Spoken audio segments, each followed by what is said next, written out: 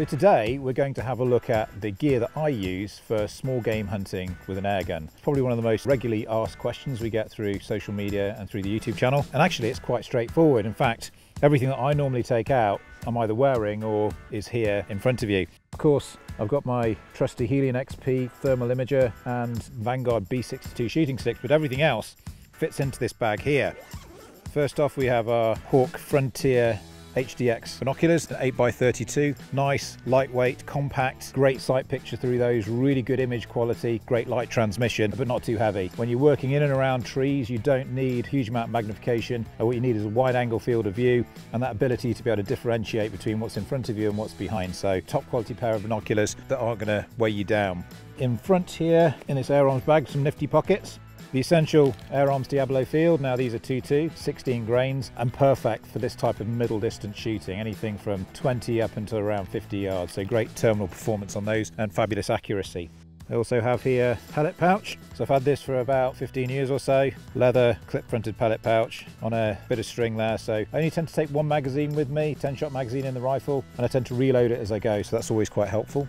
Then I have the essential Hawke Endurance LRF 1000 rangefinder. Now this is an amazing bit of kit, about half the size of the previous 900-yard version, and this genuinely does go out to 1,000 yards in all light conditions. So of course we're not going to need that here. Mainly I'm going to be ranging for squirrels and pigeons and rooks and just see roughly how far they are. Are they 30 yards? Are they 35 yards? Are they 40 yards? The difference for me with shooting the rifle I'm shooting today is about half a mil dot to a mil dot if it's out at 50 yards. So knowing your aim points and knowing your distances is pretty critical. I have my trusty Buck 110 folding hunter. This once again has been in my hunting collection for about 20 years. It's got a pointed edge. Now for deer stalking I tend to use a drop point skinner. Helps prevent nicking the guts as I'm gralloching. But something like the Buck 110 folding hunter, because it's got a point at the end, it's really good for detail work. So when you're gralloching squirrels, rabbits, resting pigeons, it's very useful to have that additional point on the end there. And of course alongside that, this Blade Tech Blaze Orange to put an edge back on. Of course if you're going to sharpen a knife, use a steel and a stone, but this, once you've gone through a few rabbits, just to get that edge back on the edge of the blade, this is very useful for that. But of course they're just accessories. The real work gets done by this here.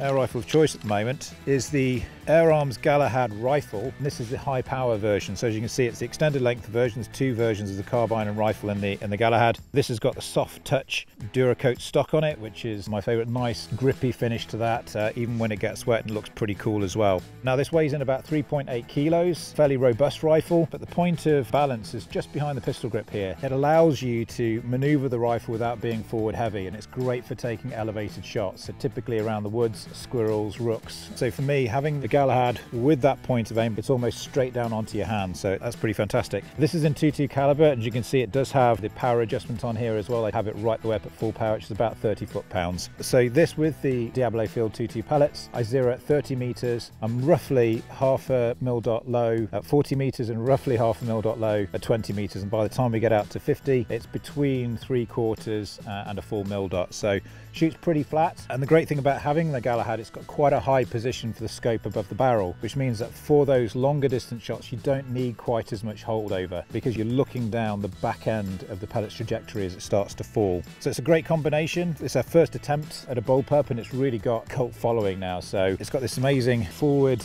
cocking lever here, so you actually cock with your left hand. It's quite interesting. So you hold with your right and cock with your left. You don't need to remove the rifle from your shoulder as you're cycling round. Now I don't tend to shoot that fast, of course, but it's always good if you've missed your first shot, you can see where you went and the animal's still there to take that quick follow-up, so without moving your eye away from the scope. Now of course with Air Arms you get that legendary quality, 35 years of making the very best in precision air guns, and the accuracy that comes out of the Galahad is phenomenal. So been down on the range this morning at 10 shots at 30 meters through the same hole. Any variance in terms of the point of impact was me wobbling back on the bench rather than actually the rifle itself.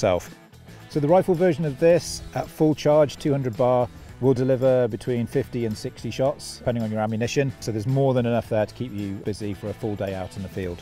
In terms of accessories on that, you can see I've got fitted here a Harris bipod. This is actually quite a short Harris bipod. I don't tend to need one too long just because of the depth of the rifle itself. Attached to the bottom of the bipod, I have a Vanguard strap. Now I carry this upside down, as it were, with the muzzle pointing at the ground. I find that's more comfortable with this rifle. It's much easier for me to grab the rifle, pick it up, and then address it onto my shooting sticks, which are these Vanguard B62s. Now I use these for everything, going out deer stalking for roebuck, big game over in Alaska. I know them pretty well, pretty affordable, and they're very versatile. So just about every type of rifle and scope combination will fit inside this V here. Top of it pivots, so that you've got lots of maneuverability in the rifle. And of course, it just gives you that extra stability, allows you to take shots a little bit further out than you could with freehand. Give yourself the opportunity of either shooting off a bipod or a set of sticks.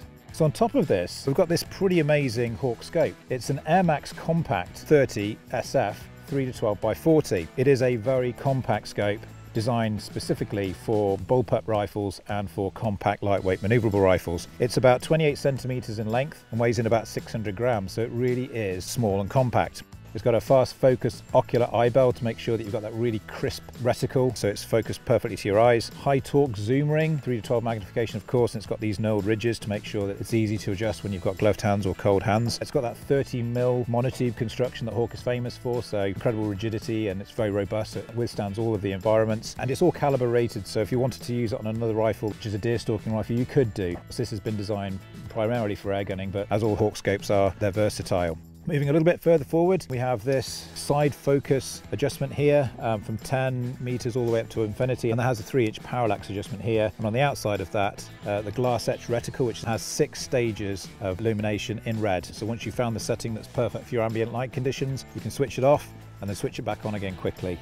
In terms of the turrets themselves, these are capped, resettable locking target style turrets. Once you've zeroed the scope, there's an Allen key bolt in there. You just loosen it off, set it back to 0, and then as you're going you can adjust those if you choose to. I typically don't tend to. I tend to pick a point on the reticle and use that as my aim point, but if you do want to adjust, then that's there for you. Now in terms of the AMX reticle, the spacing between the dots is true mil dots, and then there are bars halfway between each of those. That's very useful for me because I know at 20 meters I need to aim high by half mil dot, and the same again at 40, and then a full mil dot out to 50. So it allows you to take all the guesswork out of things and just place that point of aim exactly where you know it needs to be. So all in all, this scope and this rifle combination really does give you that confidence to take those shots out to around 40-50 meters. There's perfect lethality in this rifle. It's carrying enough power to do that, but you need to put the pellet in the right place. So I put a lot of time in on the range with these. They seem to be working out really well, and so far I'm happy with their performance.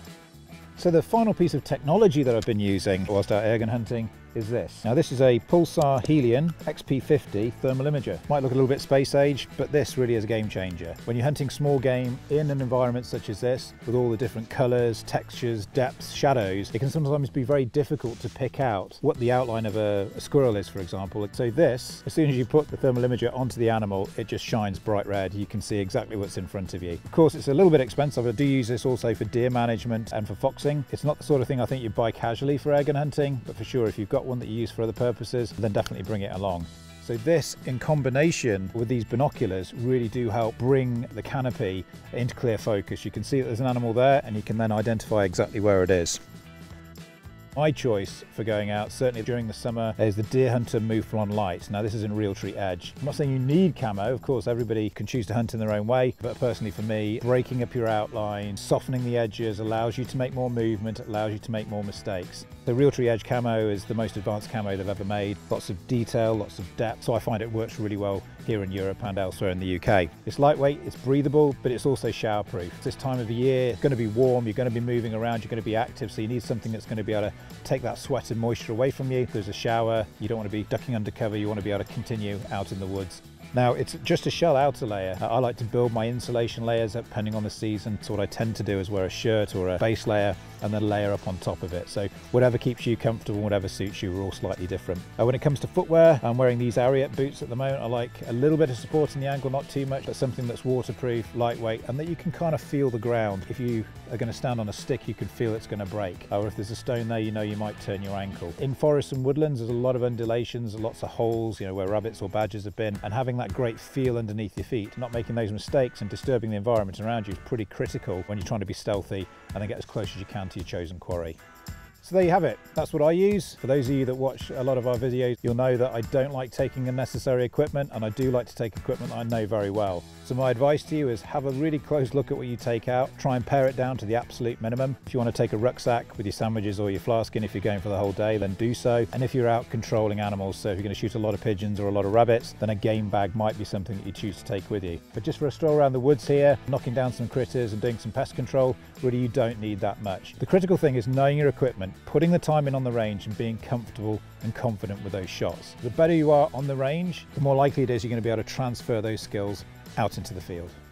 So let me know what you guys think. What do you use out in the field? What are your essential bits of equipment? Are there any tips that you can pass on to help me improve my effectiveness? All ideas are gratefully received. Leave the comments below in the comments box. So I hope you've enjoyed that, but for more tips, more hunting videos and more advice, then be sure to subscribe and follow us on Facebook and Instagram.